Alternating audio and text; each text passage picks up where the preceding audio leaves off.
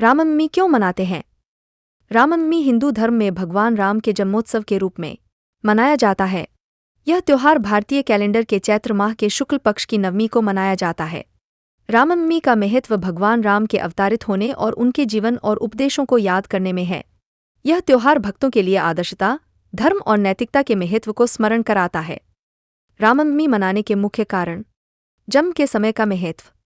हिंदू धर्म में चैत्र मास के शुक्ल पक्ष की नवमी तिथि को अत्यंत शुभ माना जाता है। इस तिथि को भगवान विष्णु ने मर्यादा पुरुषोत्तम राम के रूप में अवतार लिया था। राम जन्म का उत्सव।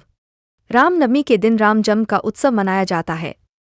इस दिन लोग उपवास रखते हैं, भगवान राम की पूजा करते हैं और रामलीला का आयोजन करते हैं। भगवान राम का जन्म। रामनवमी का मुख्य कारण भगवान राम के जन्म का उत्सव मनाना है। हिंदुओं का मानना है कि भगवान राम भगवान विष्णु के 7वें अवतार थे। धर्म की स्थापना।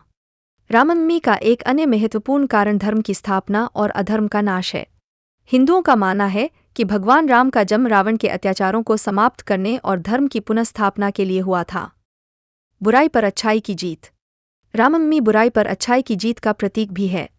भगवान राम ने रावण का वध करके यह सिद्ध किया कि बुराई कभी भी अच्छाई पर हावी नहीं हो सकती।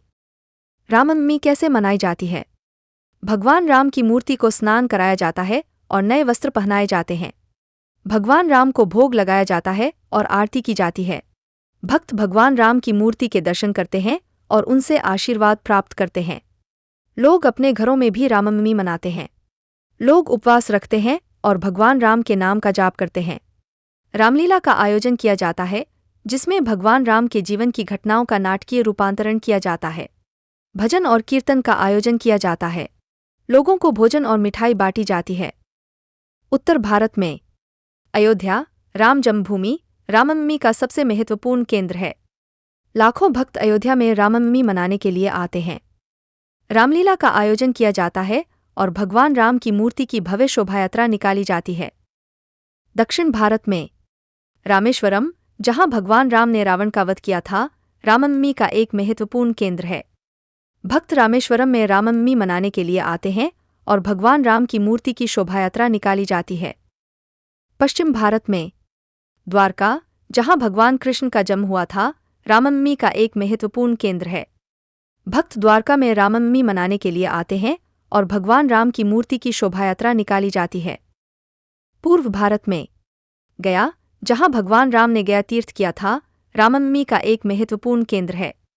भक्त गया में रामनवमी मनाने के लिए आते हैं और भगवान राम की मूर्ति की शोभायात्रा निकाली जाती है। रामनवमी की कथा भगवान राम के जन्म के अवसर पर आधारित है। भगवान राम भगवान विष्णु के 7वें अवतार माने जाते हैं और उनके जन्मदिन को रामनवमी के रूप में मनाया जाता है।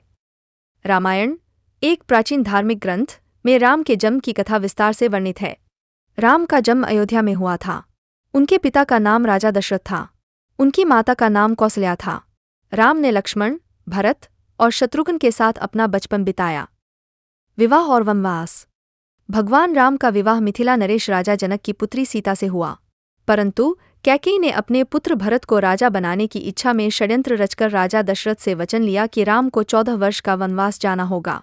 भगवान राम अपने पिता के वचन का पालन करते हुए सीता और लक्ष्मण के साथ वनवास के लिए प्रस्थान करते हैं।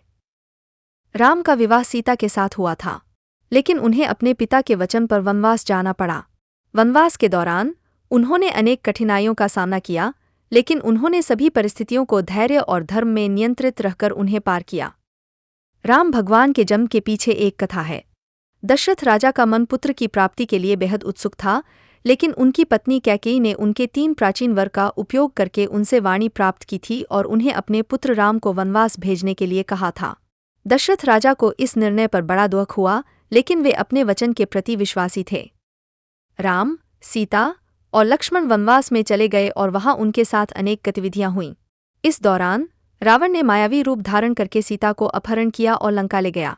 राम ने अपने भक्त हनुमान की मदद से सीता को बचाने के लिए लंका पहुंचे और रावण को मारकर सीता को मुक्त किया। उन्होंने लंका को जलाकर विजय प्राप्त की।